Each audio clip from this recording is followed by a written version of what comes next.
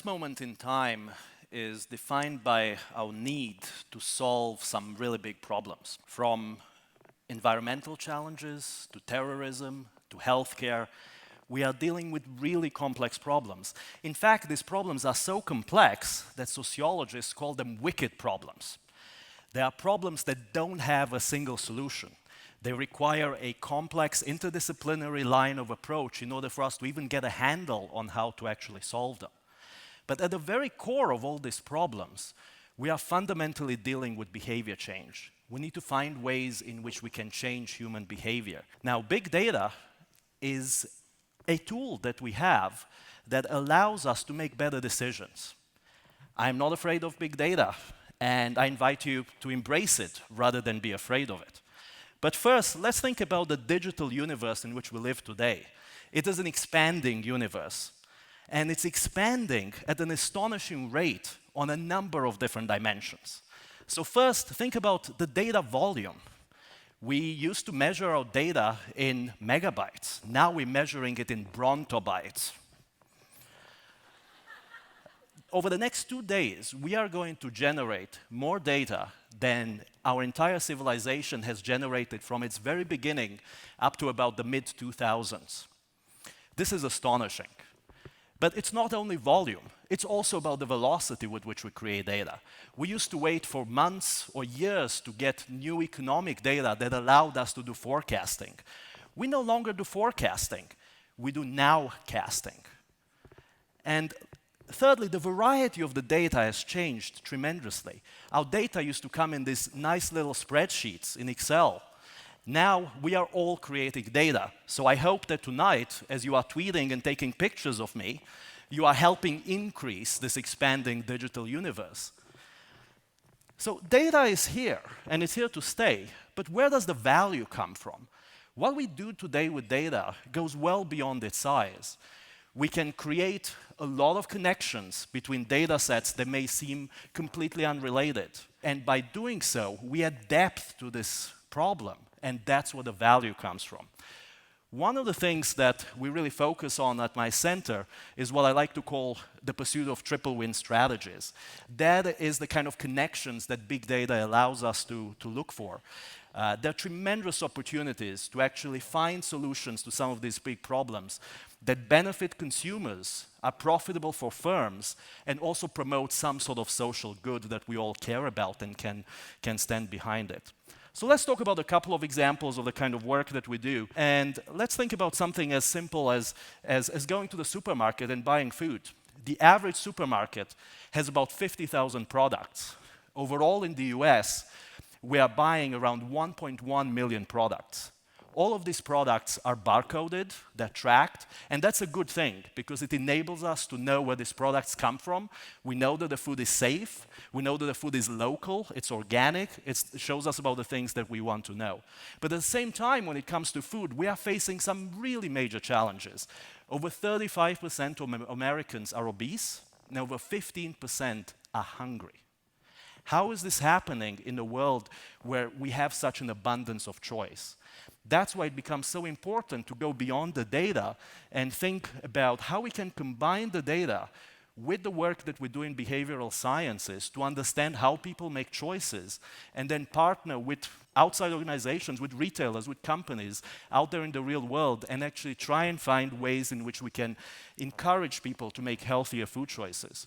So we particularly focus on low-income households and households on food assistance programs and try and encourage them to make better choices when it comes to food.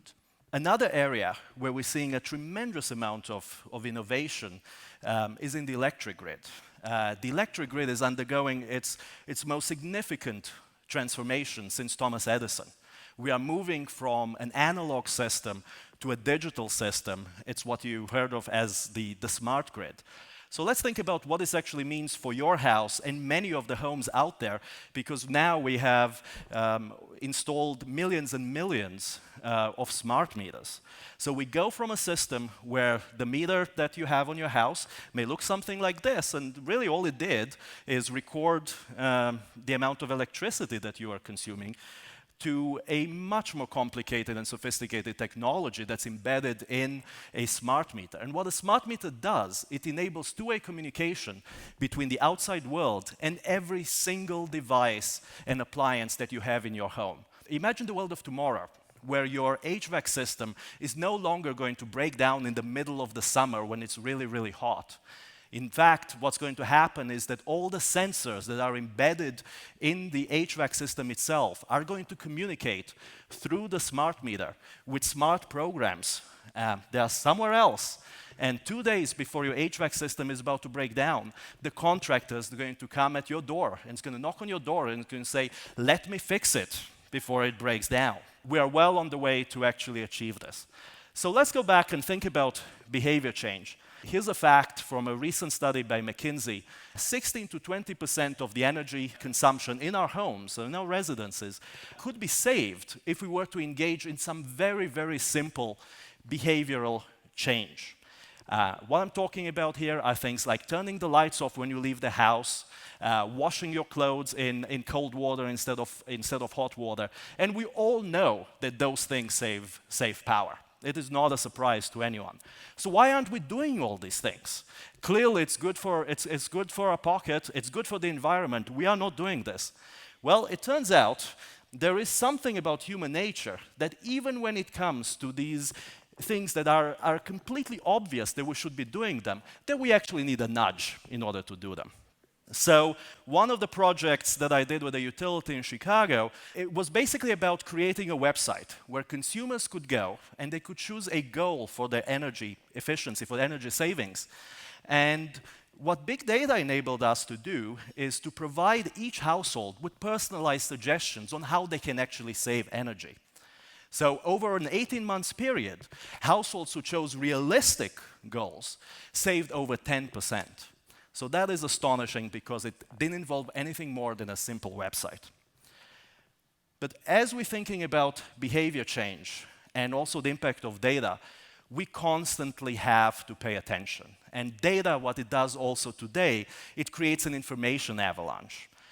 So it's hard for us to pay attention. I know it's very hard for you not to check your Facebook account right now, but we have to do it.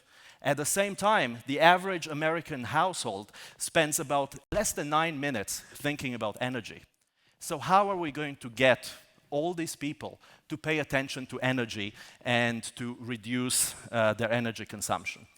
The answer doesn't lie in more websites. I think the answer lies in engaging with smart technology.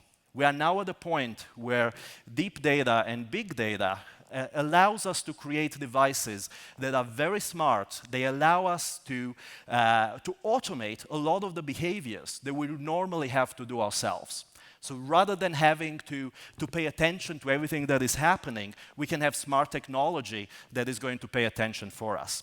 So let me show you a quick result from an experiment. A group of households faced higher electricity prices in the afternoon. It was hot. Prices went up by a factor of 10. Those households were then randomly allocated between two groups. One group which had access to a website alone that essentially required them to pay attention to prices and their own demand all the time. And another group that was given a programmable thermostat where they could enter their preferences and the thermostat would respond alone. Households who thought they're going to be able to pay attention saved about 10%. Those who had a thermostat that actually paid attention for them saved over 60%. So if there's one thing I want you guys to do today or tomorrow is to actually go and buy a smart thermostat. So as we move forward, we are moving into a world of connected devices. Every single device around us collects data, it communicates with all the other devices.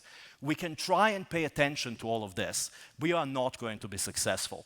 A much better investment for us is to actually invest in technology that automates a lot of these behaviors. And we are still very much part of the process because our preferences, our values, the things that matter to us are things that can be entered into these devices, and these devices will automatically respond to our needs over time. Now, big data is also something that connects everything that we do at Duke. From medicine to social science to engineering, we all engage in big data nowadays. And it is also something that allows us to connect students and faculty and researchers, and we really add that depth to the volume of data that is available out there. Because data allows us to find out the facts. It allows us to develop new policies and new programs that help solve some of these big challenges out there. And it also provides us with a means to formally evaluate and measure their effectiveness. Thank you.